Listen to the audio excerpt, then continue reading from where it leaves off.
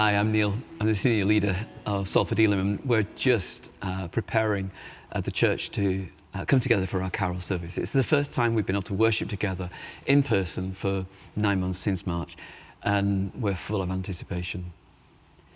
We know that some of you are watching who would have loved to have been with us, but for any number of reasons, you've not been able to be part of it. We want to say that we've not forgotten you, and we wish you were able to be with us. And one day soon, you will.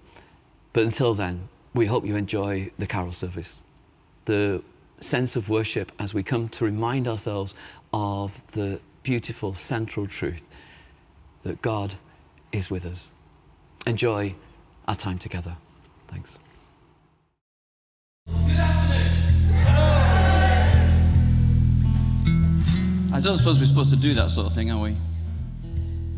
In which case, do you want to just stand up and wave at one another in a COVID-friendly kind of way? Just get up and on your feet, come on your feet, and wave to one another and welcome. I know that people want to hug Pat Sloan, but you'll make us all get fines, and that won't be good. So just wave, wave, wave, wave, wave. It is good to see you, and it is weird. And once you've done that and you feel a little awkward, then please take your seats. It's fantastic to be together. It's weird. This is the first time since March that we've been in a building together. It's only my second time since March I've been in any church building to do anything. And it's not the building, but it's being with you that matters so much. So how fantastic to be here on this carol service event. Now, you know the rules. You've got to put your mask on and keep your mask on. You can't sing and all that sort of business. But what happens behind your mask is between you and Matt Hancock. But we want to keep each other safe. That's important. And that's why we've scattered you around, so that hopefully this is a safe environment to be in. But this is also an act of worship. And we want it to be such as we gather together. So let's pray together. Let's pray together. Father God, thank you for this.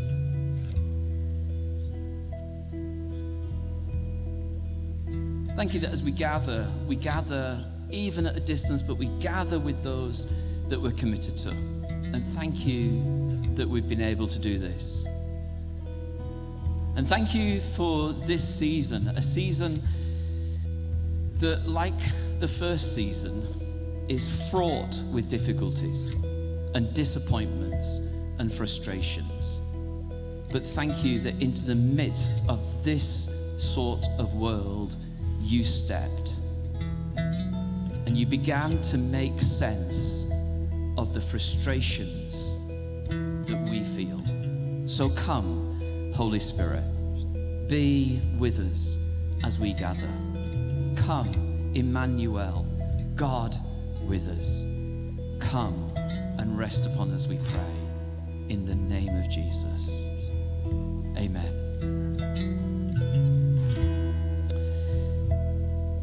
This story, the story you know only too well, began in darkness.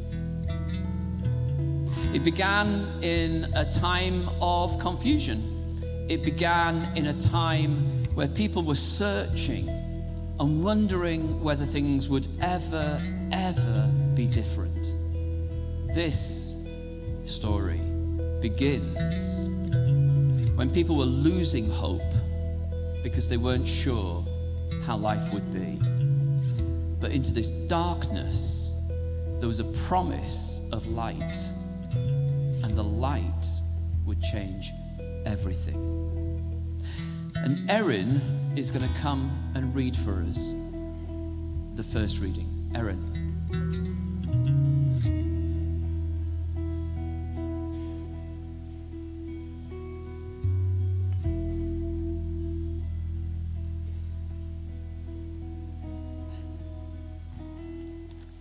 Nevertheless, there will be no more gloom for those who are in distress. In the past, he humbled the land of Zebulun and the land of Naphtali, but in the future he will honor Galilee of the nations by the way of the sea beyond the Jordan. The people walking in darkness have seen a great light. On those living in the land of deep darkness, a light has dawned. You have enlarged the nation, increased their joy. They rejoice before you as people rejoice at the harvest, as warriors rejoice when dividing the plunder. For as in the day of Midian's defeat, you have shattered the yoke that burdens them, the bar across their shoulders, the rod of their oppressor. Every warrior's boot used in battle, and every garment rolled in blood will be destined for burning, will be fuel for the fire. For to us a child is born, to us a son is given, and the government will be on his shoulders, and he will be called Wonderful Counselor, Mighty God, Everlasting Father, Prince of Peace. Of the greatness of his government and peace there will be no end. He will reign on David's throne and over his kingdom, establishing and upholding it with justice and righteousness from that time on and forever. The zeal of the Lord Almighty will accomplish this.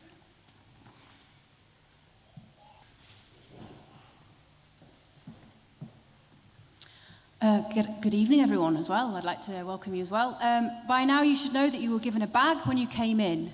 Some of you may have had a little peep. If you haven't, this is your moment. You can empty your bag out onto the little shelf in front of you. They're so handy, aren't they? And what I'd like you to do is to take the candle, and underneath it, if you just flick the switch and then put it back inside your empty bag and put it in front of you, that would be great. Just as a symbol, we've just heard about Jesus being the light that the darkness cannot put out. For those of you with young children, your kids have a bag as well. As we go through the service, a lot of the things inside there are very similar. But don't worry, we'll explain everything else as we go along the way. So just a word of warning, make sure young children don't put anything in their mouth that they shouldn't, and don't eat anything that you should yet. So, hopefully you've got your light, and the light shines through the bag in the darkness. Okay. In the bag as well, you will find 2 postcards. This has been a tough year for all of us, but there will be people that you are aware of who've done either remarkably well during this year. There might be folks that you know who work in hospitals. There might be folks you know who work as teachers, or they work in social services, or they just work as Amazon delivery drivers, or they work wherever, and you just want to go, do you know what? They've done a fantastic job. Or there might be people who've really struggled. In a moment or two, the band are going to play the first carol, which is O Little Town of Bethlehem. And while that carol's playing, this is your opportunity to write 2 messages to 2 people who you know, where you say either I'm praying for you, or if that's not their thing, I'm thinking of you, or I just want to say, well done. I'm so glad you got through. And the idea is that you will take these cards away with you, and we would love you to give them to the people that you are thinking of. Now, here's the thing. When you do this as a person who writes it, you think, oh, they're going to think this is so cheesy. I've done this with loads of people in the past, and I've never, ever, ever met anybody who's received this card who went, what? You were thinking of me? Get away. I don't want any card. Everybody who receives this goes, oh, bless you. That's really lovely. So who would you want to give thanks for? Who would you want to encourage? Who would you want to say, I'm proud of you for what you did? It's up to you. You've got, how many verses of O Little Town is there? 4. You got 4 verses. All right, go to it. We can always repeat.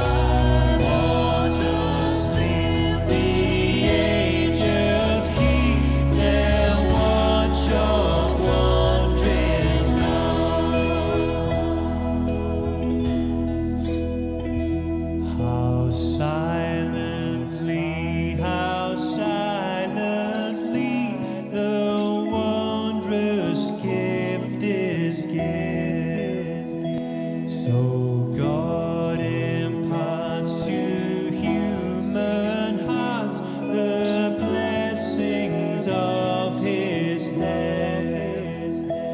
No ear may hear his coming, but in this world of sin, where meek souls will receive him still, the dear Lord enters in.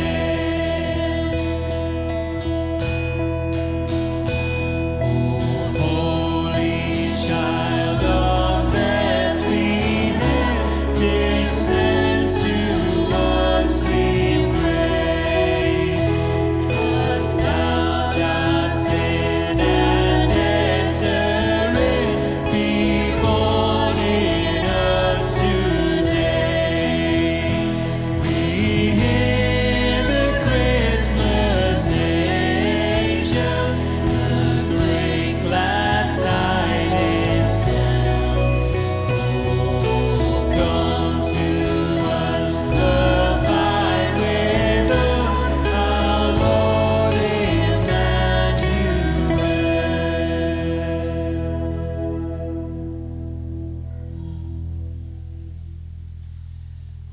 Well, I hope you found someone to write to. I hope there's someone you wanted to encourage. I hope there's someone that you wanted to say, do you know what? It might have been a tough year for you, but you kept going, and I'm so proud of you. I hope there was someone that you were able to say, I'm praying for you, because I know it's a tough time. I don't know anybody who won't be grateful for that card when you give it to them. I hope you found someone to do that with. Into the darkness, the light came. And as in all cases, the darkness feels overwhelming. But the smallest of light changes the whole scene. When Jesus was born, there was an uneasy peace. Some people felt actually that things were okay because they had a king Herod, who'd been placed on the throne by the Romans, but at least there was some form of peace. And Herod seemed to be doing quite well. He built a temple, and the land seemed quite prosperous. And for some people, it was like, do you know what? This is not a bad time. But there were some folks, in fact, quite a lot of folks, who went, no, this is not good enough. And so there were rebellions. There were people who would try and say, come on, we can do better than this. There's got to be more than this. There were some folks who said, it's a busted flush. Let's take to the desert. I've had enough. Just let me go. There were others who said, let's make peace with the authorities because then at least we'll know we can be okay. And there were others who said, give me a sword. I want to do some damage because I'm not happy around here. And what all these folks were looking for was peace. This was the world that Jesus was born into. A world where people are longing for more, but just not sure how to get it. And in a sense, this is why this Christmas story feels ever, ever fresh.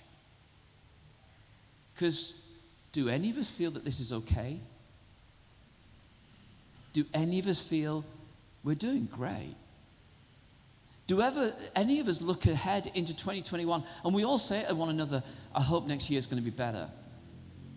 But how many of you are looking at 2021 and going, I know it's going to be better? All of us are going, it's got to be more than this.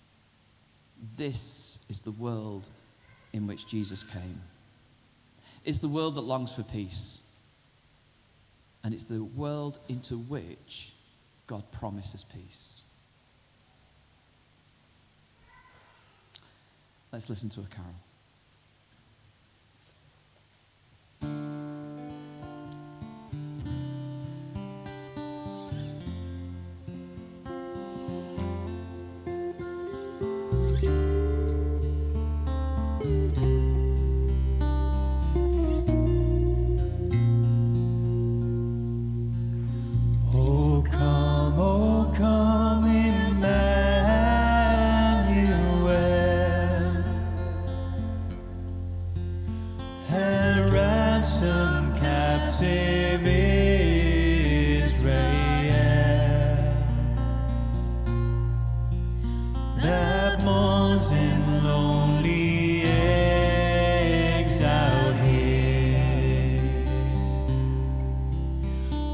until the Son of God appears.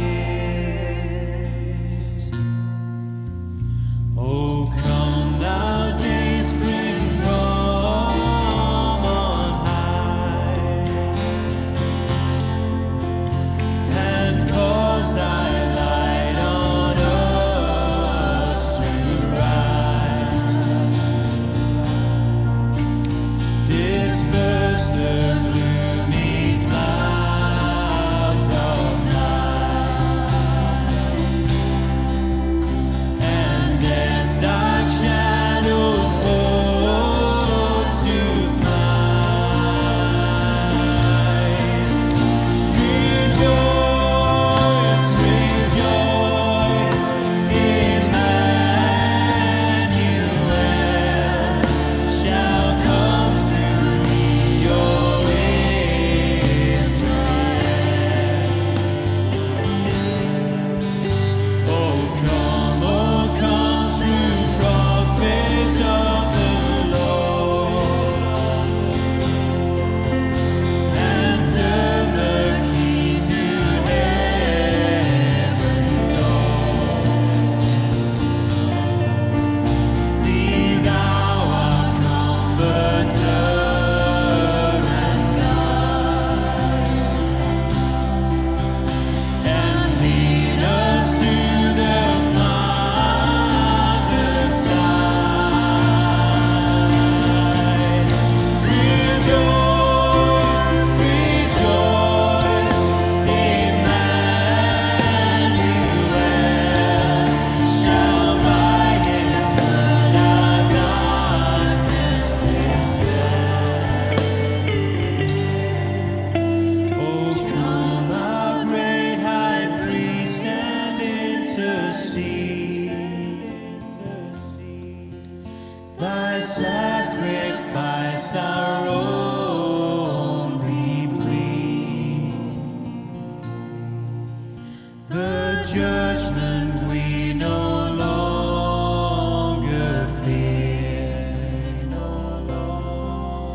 Thy precious blood has brought us near.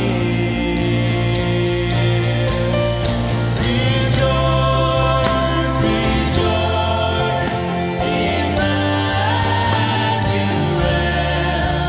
has banished every fear of man.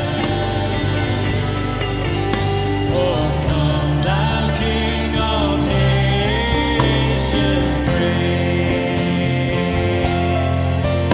an end to all our suffering.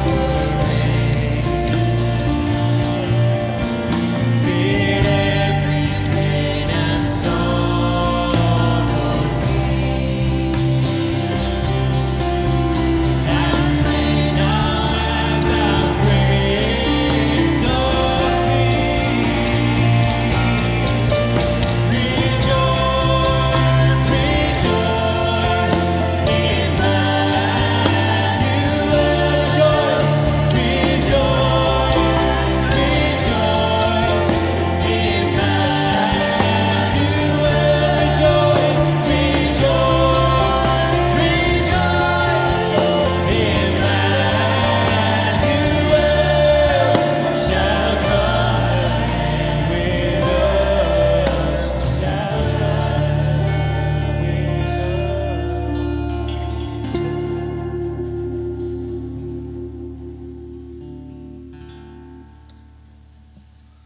Is it just me that got goosebumps?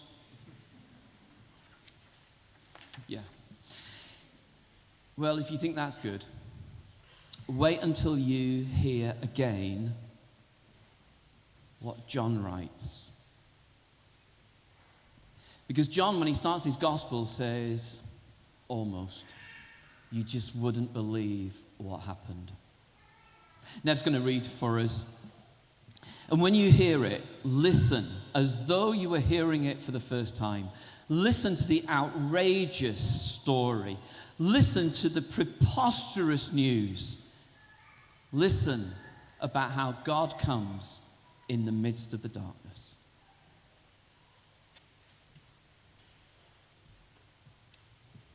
John chapter 1, verses 1 to 18. In the beginning was the Word, and the Word was with God, and the Word was God. He was with God in the beginning. Through him all things were made. Without him nothing was made that has been made. In him was life, and that life was the light of all mankind. The light shines in the darkness, and the darkness has not overcome it. There was a man sent from God whose name was John. He came as a witness to testify concerning that light, so that through him all might believe. He himself was not the light. He came only as a witness to the light. The true light that gives light to everyone was coming into the world. He was in the world, and though the world was made through him, the world did not recognize him. He came to that which was his own, but his own did not receive him. Yet to all who did receive him, to those who believed in his name, he gave the right to become children of God, children born not of natural descent, nor of human decision or a husband's will, but born of God. The Word became flesh and made his dwelling among us. We have seen his glory, the glory of the one and only Son who came from the Father, full of grace and truth. John testified concerning him. He cried out, saying, "This is the one I spoke about when I said, 'He who comes after me has surpassed me, because he was before me.'" Out of his fullness, we have all received grace in place of grace already given. For the law was given through Moses. Grace and truth came through Jesus Christ. No one has ever seen God but the one and only Son, who is himself God and is in the closest relationship with the Father. He has made him known.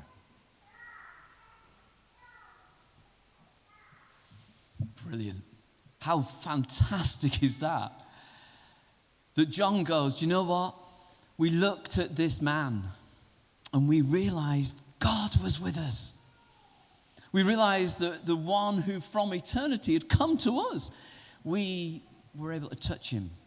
We were able to get near to him. But more than that, he said to me, 'You're a child of God. I'm on your side. I'm for you. I'm working out my purpose in your life, Neil. Neil, it's not such a mess. Neil, I'm never, ever going to leave you.'" Well, that all can sound like church talk, can't it? It's the sort of thing you expect a preacher to say. But how does it work out in real life? Well, one of the folks in our church is a young woman called Sunita, who is a nurse. And she's not here this evening, but she sent us a short film to talk about a very ordinary life as a nurse and where she sees God and God's peace for her in her ordinary life. Hi everyone, good morning. My name is Sunita and I'm going to be sharing about how I experienced the peace of God this year amidst all the fear and anxiety. So the two occasions which really stood out from this year, so I'm going to share about those. The first is while I was on shift in hospital. I work as a support worker. So I remember going for a shift, and this was during the peak of the pandemic. And I was moved to a different ward. It so happened that that ward was the COVID ward. So everybody on there was positive. And I thought to myself, yep, today's the day I got to meet Jesus. I'm dying today. No, I didn't really think that, but I was so scared. I panicked and I was anxious. I remember the first few minutes on that ward, I thought, what on earth am I going to do? This is it. But I remember as well, these Bible verses just kept coming to mind, you know? And one of them which really stood out for me was the verse in Timothy, 1st or 2nd, chapter 1, verse 7, which says, "For you have not been given a spirit of fear, but one of power, of love, and a sound mind." And I remember that anxiousness, that feeling of fear just kind of going. It just left. And I remember I played those verses all through the day, and I did that shift, and everything went well. And till today, thank you, Jesus, I am not sick. So yeah, that's first one. And the second experience really is to do with my nursing. So I'm supposed to finish in a few weeks, and I guess maybe that's that. But these past few weeks I've been so anxious, so scared, so nervous, thinking I don't have what it takes to be a nurse. I don't know what I need to know to be a nurse. Am I fit to be a nurse? Can I look after all these people? And there are all these thoughts playing in my head. And I remember crying one day coming back from placement that I can't do this. And I was prepared to just, you know what, I'm going to call it quits now, because I really can't do this. But I cried to God. I prayed, I spoke to family, I spoke to friends, and I was given words of encouragement and a few Bible verses. Joshua 1 verse 1 to 9. Oh, those verses. And one of my favorites, Isaiah 41 verse 10, which says, "So fear not." I like to personalize verses, so I put my name in brackets. So, "Fear not, Sunita, for I am with you. Do not be dismayed, for I am your God. I will strengthen you. I will hold you and help you. I will uphold you with my righteous right hand." And can I just say, guys, I can't wait to finish. I'm scared, but it's good scared. You know, like excitement scared. I can't wait to finish my studies, to become a nurse, and to go out there and serve God by serving these people, you know, by loving them in how I care for them. So guys, can I just say, if you're worried, if you're scared, if you're anxious about anything, God cares about every little detail of our lives. Just go to Him, talk to friends, talk to family, and receive the peace of God, the peace that only God can give, that even in the storm, you know that He's got you and that everything is going to be okay. For the peace that He gives, it surpasses all understanding, and it's not as the world gives. So I hope this encourages and blesses somebody, that even in this COVID period, even in this year when it's been uncertain, that we can still know and experience the peace of God, because He loves us and He came to give us this peace. God bless you. Merry Christmas. There's a woman who's a nurse with 2 stories of serving on a COVID ward and the fear that many of us would understand of, am I going to be okay as a nurse when I come to the end of my training? And here's the thing. Here's a woman who says, I felt God speak to me. Now, again, you kind of go, well, she's either bonkers, or this word that became flesh, that lived amongst us, the God who is with us, is the God who still communicates to us, who still has something to say. The Christmas story is that Jesus comes and stands in our shoes and speaks to people like us about things that we are facing. Whether that be a COVID ward, whether that be the end of your training, or whatever it is for you. Now, in your bags, there were 2 things, one for now and one to take away. It's very important that you get these 2 right. There is a chocolate. There is at least 1 chocolate. In fact, some of you may well have been graced by 2 chocolates. Yeah, if you've got 2 chocolates, then you are blessed indeed. We knew you were coming. If you've got 1 chocolate, do not resent those who have 2. It was just decided before the creation of the world. But you will have at least 1 chocolate. Now is your time to move your mask, slip it under your mask, and enjoy the reminder of the sweetness of a peace that is given to you, that actually is to be enjoyed now. So take it, unless you're diabetic. Secondly, the other thing that you've got in your bag is a tea bag. No expense spared tonight, folks. But not any tea bag. This is an everyday tea bag. And the emphasis is upon the everyday. Please don't eat this now. This is to take away with you. And the simple idea was this. You will use this tea bag at some stage. For some of you, you will use it tonight. For others of you, you'll put it in the cupboard, and it'll be an emergency tea bag. Once all your tea bags have been used, you'll think, I'm sure we've got another one somewhere, and you will discover this everyday tea bag in June, and you will go, where did we get that from? It was that Christmas service. And on the day you use it, I want you to hear these words. God speaks peace to you. God speaks peace to you every day, every day. So, as you're eating your chocolate, as you're thinking about when to use that tea bag, listen to this. This is brilliant.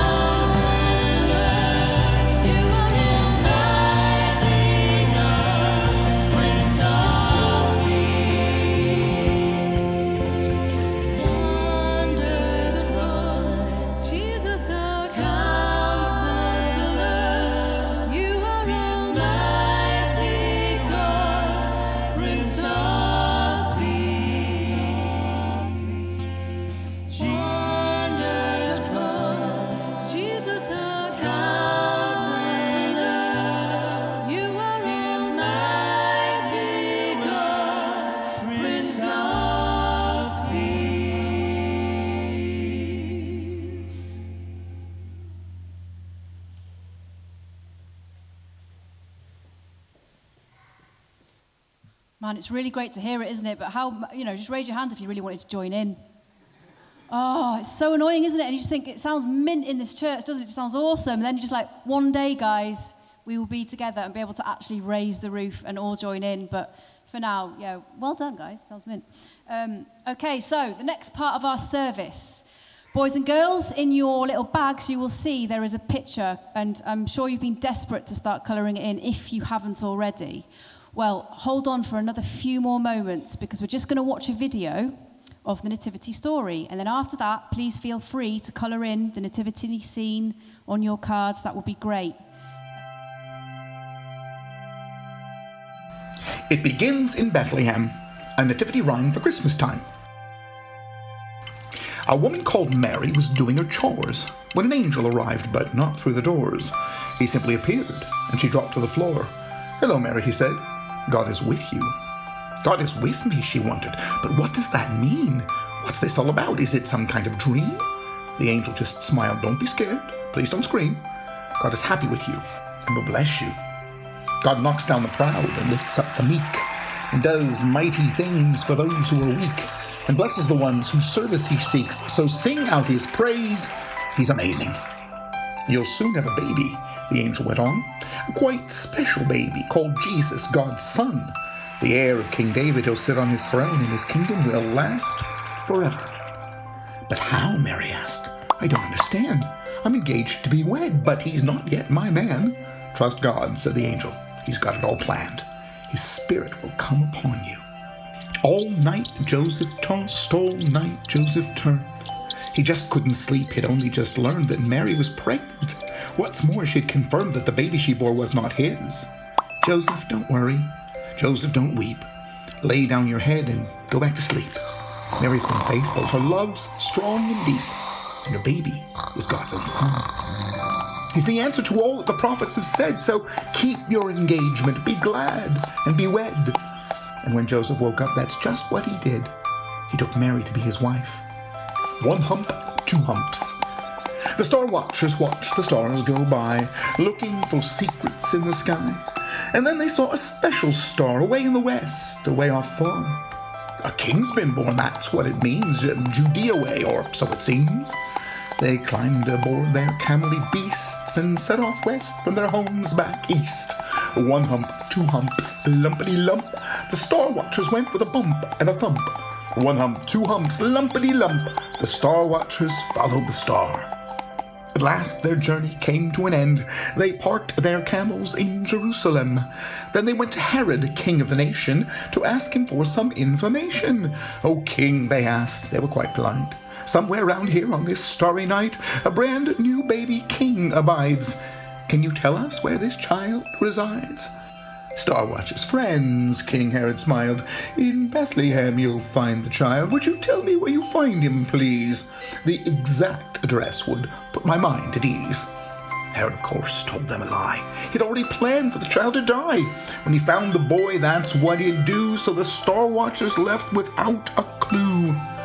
The shining star led them to the place, a simple house, not some fancy space. And when they saw the little boy, they gave him a pile of special toys. Presents, rather, fit for a king. A bunch of shiny golden things, a spice called myrrh, a sort of perfume, while smelling frankincense filled the room. Then in the night, they had a dream that showed them Herod's evil scheme. So they never said where the boy's house lay, but went straight home by another way. 1 hump, 2 humps, lumpity-lump. The Star Watchers went with a bump and a thump. 1 hump, 2 humps, lumpity-lump. The Star Watchers followed the star. So what is the point of angels and shepherds and camels and stars, you say? Is it just a nice story to tell to the children to celebrate Christmas Day? It's not just a story. It's not just for kids. It's the hinge on which history swings. That Bethlehem baby grew into a man who challenged all powers and kings. He taught us that love is better than hate, that serving beats being in charge. He showed us the value of each human life, the little as well as the large. And then on a cross, he died for us all, died to take all our wrongs away, and walked 3 days later right out of his tomb to turn death's dark night to day. And that is the good news the angels proclaimed. The heart of all Jesus would do. A new life for now, a new life forever. That's his Christmas present to you.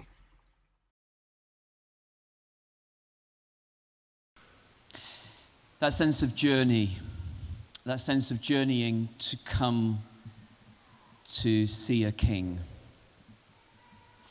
He's an unlikely king, that's for sure, for he's just a baby. But then the people who came were unlikely, that's also true. and we're going to do the readings about the unlikely visitors. The point of the story, I think, and I think the point that both gospel writers, both Luke and Matthew, want to make is to say, actually, if that's who was invited the first time, then that's who can be invited the second time. So you and I get to be invited. There were shepherds living out in the fields nearby, keeping watch over their flocks at night. An angel of the Lord appeared to them, and the glory of the Lord shone around them, and they were terrified. But the angel said to them, "Don't be afraid. I bring you good news of great joy that will be for all the people. Today, in the town of David, a Savior has been born to you. He's the Messiah, the Lord. This will be a sign to you. You'll find a baby wrapped in cloths, lying in a manger." And suddenly, a great company of the heavenly host appeared with the angel, praising God and saying, "Glory to God in the highest heaven, and on earth peace to those on whom his favor rests." And when the angels had left them and gone into heaven, the shepherds said to one another, "Let's go to Bethlehem and see this thing that's happened, which the Lord has told us about." So they hurried off and found Mary and Joseph and the baby who was lying in the manger. And when they'd seen him, they spread the word concerning what had been told them about this child. And all who heard it were amazed at what these shepherds said to them. But Mary treasured up all these things and pondered them in her heart. The shepherds returned, glorifying and praising God for all the things they'd heard and seen, which is just as they'd been told. The first visitors, just working guys, ready to go and visit Jesus. The second group, outsiders, strangers, foreigners, people who didn't belong. Alex. After Jesus was born in Bethlehem in Judea, during the time of King Herod, Magi from the east came to Jerusalem and asked, "Where is the one who has been born King of the Jews? We saw his star in the east and have come to worship him." When King Herod heard this, he was disturbed, and all Jerusalem with him. When he had called together all the people's chief priests and teachers of the law, he asked them where the Christ was to be born. "In Bethlehem and in Judea," they replied, "for this is what the prophets has written. But you, Bethlehem, in the land of Judah, are by no means least among the rulers of Judah, for out of you will come a ruler who will be the shepherd of my people Israel." Then Herod called the Magi secretly and found out from them when the exact time the star had appeared. He sent them to Bethlehem and said, "Go and make a careful search for the child. As soon as you find him, report to me, so that I too may go and worship him." After they had heard the king, they went on their way, and the star they had seen in the east went ahead of them until it stopped over the place where the child was. When they saw the star, they were overjoyed. And coming to the house, they saw the child with his mother Mary, and they bowed down and worshipped him. Then they opened their treasures and presented him with gifts of gold and of incense and of myrrh. And having been warned in a dream not to go back to Herod, they returned to their country by another route. There were shepherds living out in the fields nearby, keeping watch over their flocks at night. An angel of the Lord appeared to them, and the glory of the Lord shone around them, and they were terrified. But the angel said to them, "Do not be afraid. I bring you good news that will cause great joy for all the people. Today, in the town of David, a Savior has been born to you. He is the Messiah, the Lord. This will be a sign to you. You will find a baby wrapped in cloths and lying in a manger." Suddenly, a great company of the heavenly host appeared with the angel, praising God and saying, "Glory to God in the highest heaven, and on earth peace to those on whom his favour rests." When the angels had left them and gone into heaven, the shepherds said to one another, "Let's go to Bethlehem and see this thing that has happened, which the Lord had told us about." So they hurried off and found Mary and Joseph and the baby, who was lying in a manger. When they had seen him, they spread the word concerning what had been told to them about this child. And all who heard it were amazed at what the shepherds said to them. But Mary treasured up all these things and pondered them in her heart. The shepherds returned, glorifying and praising God for all the things they had seen and heard, which were just as they had been told. We asked if there were any stories of unexpected joy this year. And a couple of folks said, well, actually, we've got stories. And both people who volunteered to do this said, they're only small stories. But hey, when joy comes, there's to be celebrated, eh? So, Lorna, do you want to come first? And then Jill, do you want to, after that, tell your stories? Hi. We have 7 great-grandchildren. Well, no, great. They're great in that they're great. They're fantastic. No. Might look it, but I'm not. No. So we have 7 of them, and they're brilliant, each one of them. But we got some fantastic news just last week that our youngest daughter, Joanna, is expecting a 5th baby. And it was just amazing just to hear that there's another new life on the way in the midst of all this that's going on and this whole year where it's all been a bit kind of... and we are sad we can't see any of them, but... You know, we will come summer, hopefully, when the baby's due. So that's brilliant. Yeah. So I'm a secondary school teacher, and at the end of every year that we are in the profession, we have certain targets that we have to meet through the year, and we have to sort of present evidence. And I'm sure you can imagine what our evidence looked like at the end of last year. A bit like this. So for 4 years, I've been trying to move up from main pay scale to upper pay scale. I won't bore you with the details of teaching, but it's something that I've been working hard at, and every year I've been told, well, no, I'm sorry, you haven't quite got there. If you can show us another year of sort of consistent results and of, you know, that you've moved forward in this way, we'll consider you to go up to UPS, upper pay scale. And it got to this year, and I was thinking, well, there's no way. In fact, even the head teacher had emailed me saying, well, we're considering for upper pay scale now. Is that something you want to apply for? And I'd said, I don't think that I can qualify this year because I haven't got enough evidence. So I went away from it thinking, ugh, again, ugh. And I got a letter in my pigeonhole, which always fills me with dread because I wonder how they've changed my timetable or who else I'm going to need to take into my classes. And opened it, and they've put me up to upper pay scale without me having to do anything. So something I'd worked for and, you know, sort of really put a lot of effort into, and then when it happens, it's just by God's favor. It's just... in a year that's completely unlikely. And isn't that the point of joy? It's who gives this joy and who creates the environment. And it's a sense of, dare we trust the one who came, lived amongst us, died and rose again to actually work in our lives in the ordinary stuff.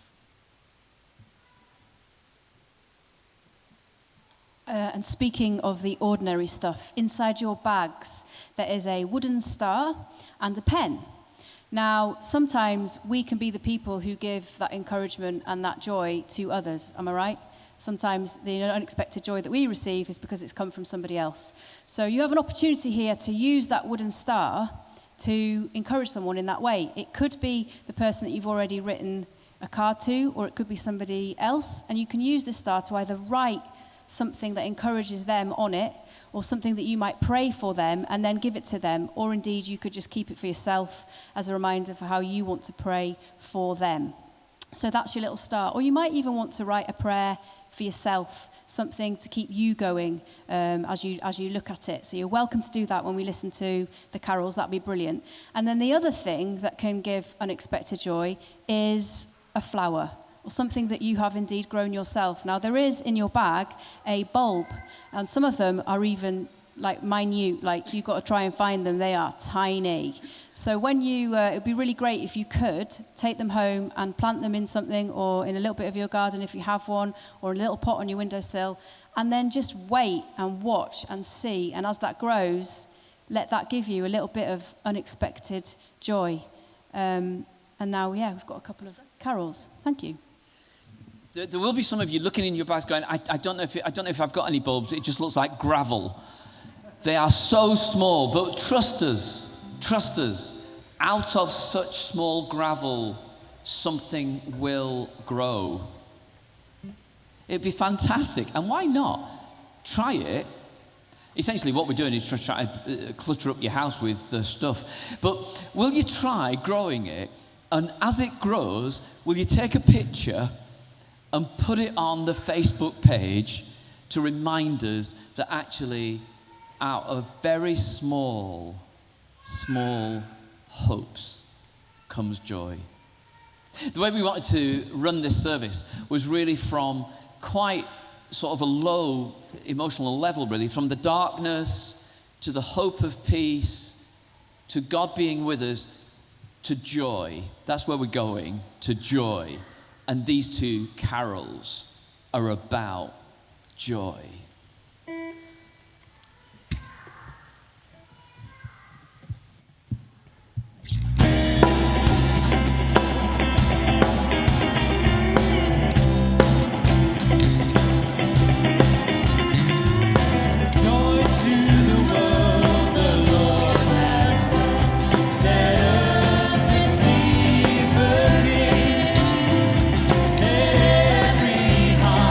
Prepare him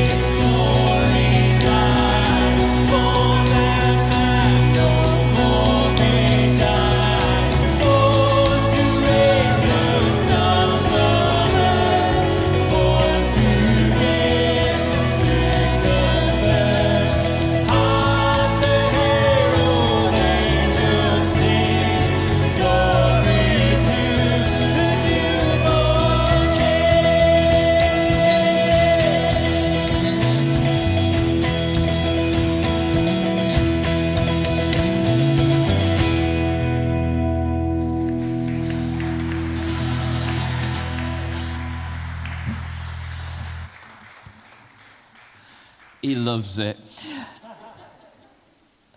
And so we come to the birth, the reason for the joy, the birth that happens tucked away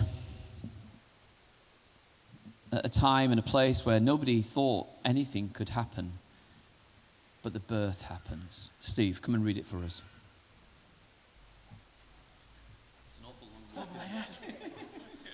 Because all happened by the time I got here. The reading's from Matthew 1, verse 18 to 25. This is how the birth of Jesus, the Messiah, came about. His mother Mary was pledged to be married to Joseph, but before they came together, she was found to be pregnant through the Holy Spirit. Because Joseph, her husband, was faithful to the law and yet did not want to expose her to public disgrace, he had in mind to divorce her quietly. But after he had considered this, an angel of the Lord appeared to him in a dream and said, Joseph, son of David, do not be afraid to take Mary home as your wife, because what is conceived in her is from the Holy Spirit.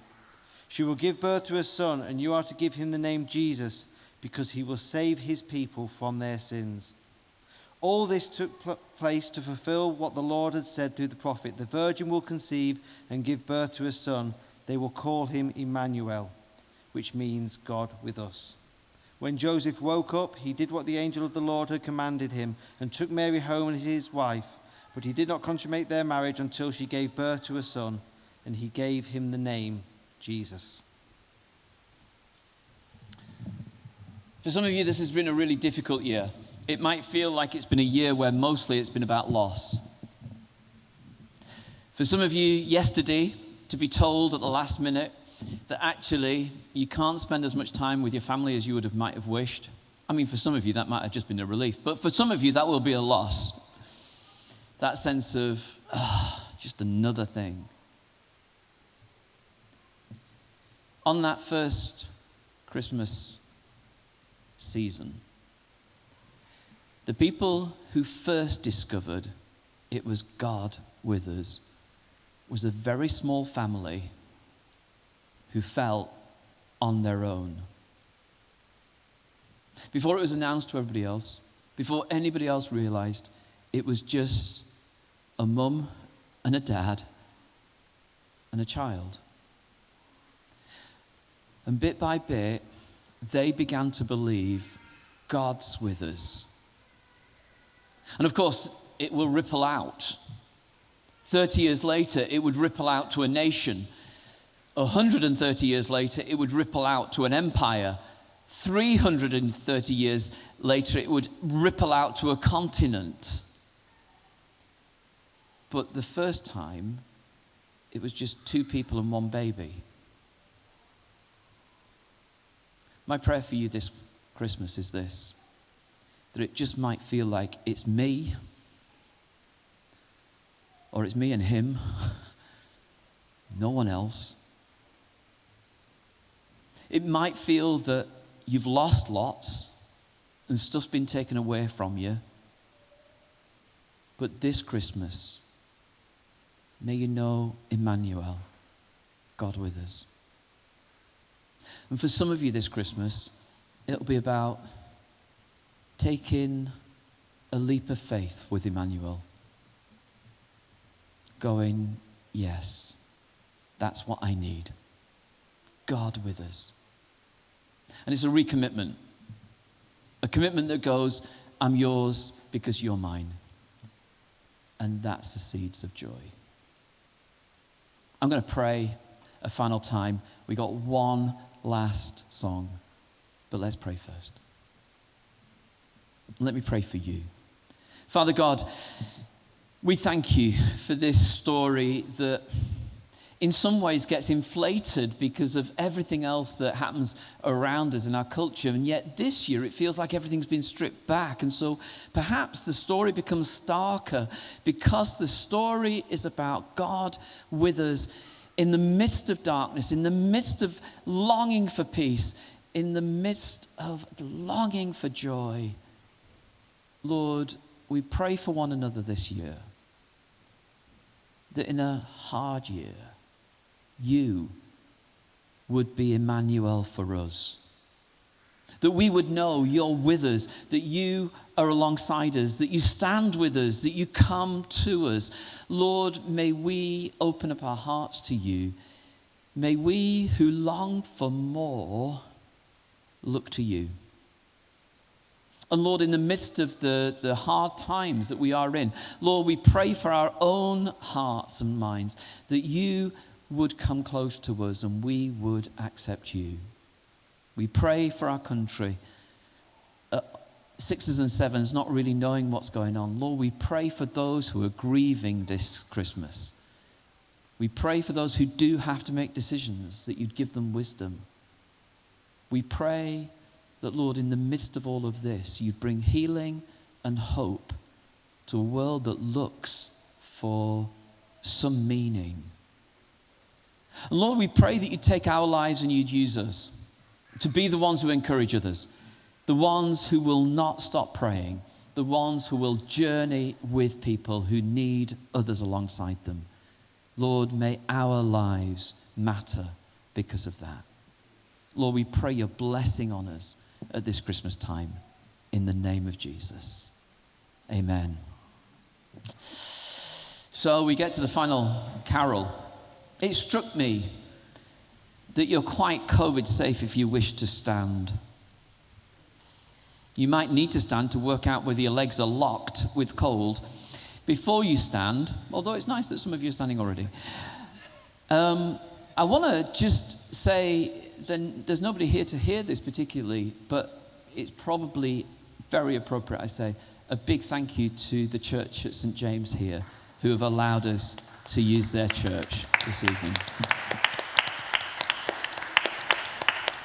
It's enough for you to know, perhaps, that they have been beyond generous in the help that they've given us and the openness and graciousness. There's never been a moment where they even thought twice about it all. And we are so grateful to be able to do this. So, one final song of joy, I think. Yes. You might want to stand.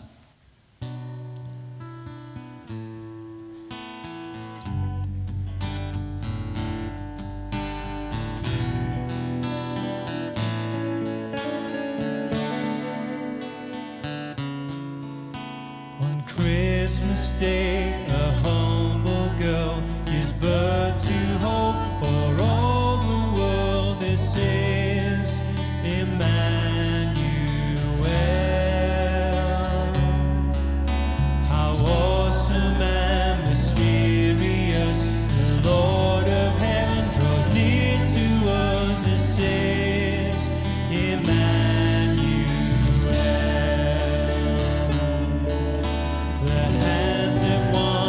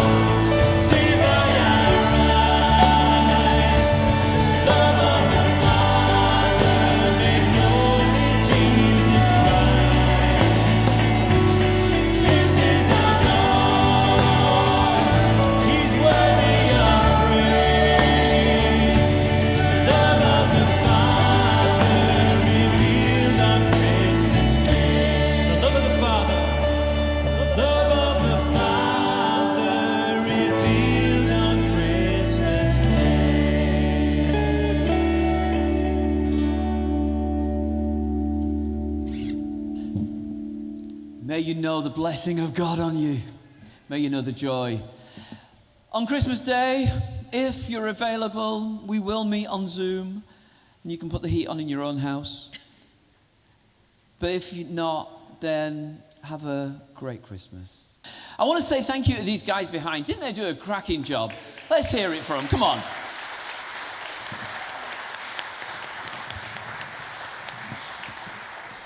And to the guys who've been here most of the day, just making it possible, may you know God's blessing on you this Christmas time. Take care, folks. It's good to see you.